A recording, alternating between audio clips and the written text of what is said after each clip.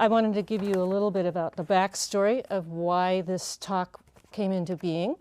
It's all Julia's fault. No, she started it. She came to a show that we did prior, and actually Jill Schroeder, who's with us tonight, she was the guest moderator.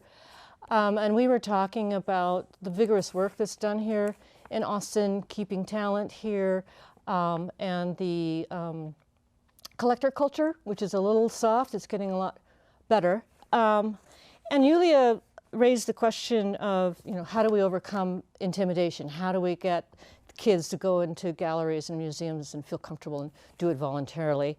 And Chris Tomlinson, who was one of our panelists that night, his comment was that we don't raise our kids in Texas to love and appreciate art. They have to be invited, or it has to be a curricular requirement. And I'm quoting this, and Julia said, I'm working on it. And my mind went, bing! That would make a really fantastic show. So, and I'm really glad to have you. Now this morning, also, me and Mikaela had an exchange that was really great because, again, my own ignorance, I don't know what STEM is.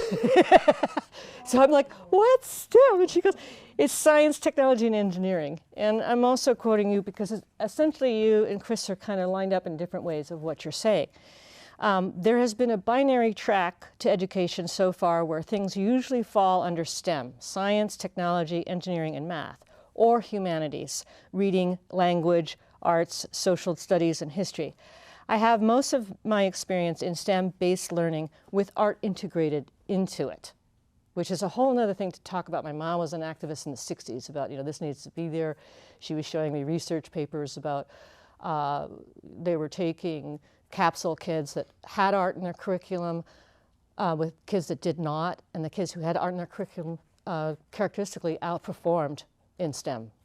This was being done in the 60s and 70s. Anyway, but most places focus on the four core contents and leave art out, which is kind of what Chris was mentioning.